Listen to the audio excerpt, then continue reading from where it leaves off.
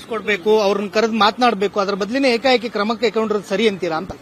Sir, ಕ್ರಮ ಇನ್ನೂ ತಗೊಂಡಿಲ್ಲ ಸರ್, ಹೋಲ್ಡ್ ಅಲ್ಲಿ ಇಟ್ಟಿದ್ದಾರೆ, ವಜಾ ಮಾಡಿಲ್ಲ. ಮೀಡಿಯಾದವರು ವಜಾ ಮಾಡಿದ್ದಾರೆ ಅಂತ ಹೇಳಿ ಹಾಕಿದ್ದಾರೆ, ಅದನ್ನ ಬಿಜೆಪಿ ಅವರು ತಗೊಂಡು ರೋಲ್ ಮಾಡ್ತಿದ್ದಾರೆ ಬಿಟ್ರೆ ವಜಾ ಮಾಡಿದೀವಿ ಅಂತ ಎಲ್ಲೂ ಹೇಳಿದ್ದಾರೆ. ಟೆಂಪರರಿಲಿ ಅವ್ರನ್ನ ಹೋಲ್ಡ್ ಮಾಡಿದೀವಿ ಅಂತ ಹೇಳಿದ್ದಾರೆ. ನಾವು ವ್ಯಾಲಿಡ್ ರೀಸನ್ ಯಾಕೆ ನಾವು ಮೀಟಿಂಗ್ ಅಟೆಂಡ್ ಆಗಿಲ್ಲ ಅಂತ ಕೊಟ್ಟಾಗ ಮತ್ತೆ ನಮ್ಮನ್ನ ರಿವೋಕ್ ಮಾಡ್ತೀವಿ ಅಂತ ಕೂಡ ಅವ್ರು ಹೇಳಿದ್ರು.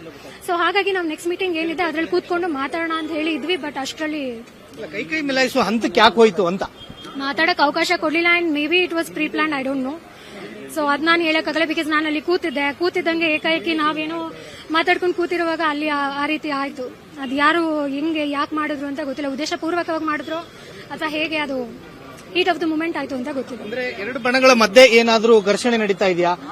ಎರಡು ಬಣಗಳಲ್ಲಿ ಏನಾದ್ರೂ ಭಿನ್ನಾಭಿಪ್ರಾಯಗಳಿವೆಯಾ ಹೇಗೆ ಅಂತ? ಸರ್, ಬಣ ಯಾವ್ದು ಇಲ್ಲ ಸರ್. ಯೂತ್ ಕಾಂಗ್ರೆಸ್ ಯಾವತ್ತು ಒಂದೇ, ಬಣ ಅಂತ ಯಾವ್ದು ಇಲ್ಲ ಯೂತ್ ಕಾಂಗ್ರೆಸ್ ಅಲ್ಲಿ. ಮಂಜಣ್ಣ ಅಧ್ಯಕ್ಷರಿದ್ದಾರೆ, ವೈಸ್ ಪ್ರೆಸಿಡೆಂಟ್ಸ್ ಒಂದು 10 ಜನ ಇದ್ದಾರೆ, ನಾವು ಜನರಲ್ ಸೆಕ್ರೆಟರೀಸ್ ಒಂದು 45 ಜನ ಇದ್ದೀವಿ. ಸೊ ಬಣ ಅಂತ ಯಾವ್ದು ಇಲ್ಲ.